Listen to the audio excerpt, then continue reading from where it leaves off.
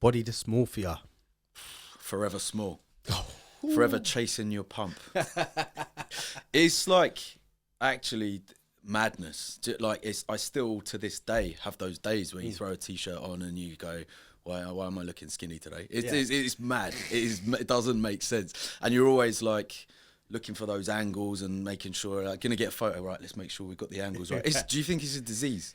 It's a weird one because you don't realise you've got it until you've got it. It's too late, right? Yeah. Like, do you think it comes with the territory though? Like, there's that little part of me that thinks it comes with, like, because I now have clients that do the same. So they start like when they're in a bulk phase or a gaining phase. Oh, I'm feeling fat. And these I'm like, yeah, it's very relatable. I'm like, it's the same things when I'm in a cutting phases.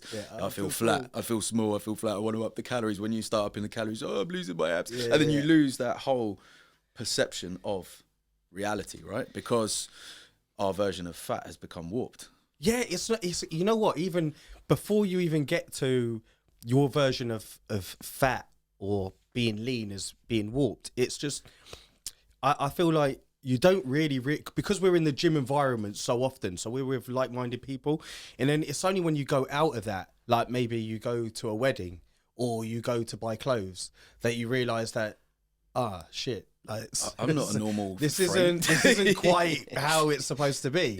You know. Yeah. That's what I mean. It's a completely warped, like, perception of reality. It's the same thing. So when you start pushing those calories up, how you feel in the moment? I'm fat.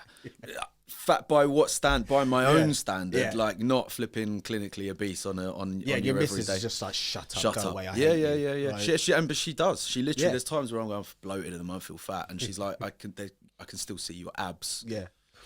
I can still see abs, and you're complaining you're fat. Bastard. The thing is, it's like, at what point how did it get to this situation? Because, like, you never really, I don't know, you never really think about, like, when does it become enough? Do you know what I mean? Because you know already, right, that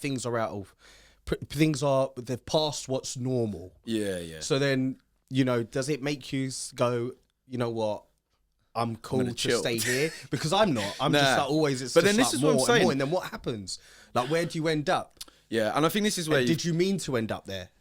I think this is where you have to be level-headed enough to, there's an alternative kind of perspective here, or a twist on this. Yeah. Is it a bad thing if I'm looking in the mirror and then finding things that I can critique? It's not that I'm putting myself down. It's looking for areas that I can further improve. It's areas that I'm then going to go and train and work on and actually focus on. Yeah. So I don't know. I think people take things to extreme. Look at people who take insecurities and turn it into multiple surgeries and end up looking like a flipping fish or whatever. Yeah, do you know what I mean? So it's kind of a similar type thing, right? But I think with this is, I think I speak for both you and I, is like the training has become, whereas it might have started with, I want to build muscle to look a certain way, now it's more of just a byproduct of you enjoying a hobby. Of course. Just kind of, okay, you don't really think about being bigger next year. It just kind of happens because you're going to keep training. You are going to keep training harder. So it's a natural heavier progression. Yeah, so it can only go that way. It's almost like, I don't want to say like you end up there by accident, but you'd be lying if you said you still weren't wanting more, right? We can't twist that. And that's always want more. See what I'm saying? It's never you can't twist the fact that we're always still wanting that little bit more. I'm just saying my perspective there is I don't think it's a bad thing for me.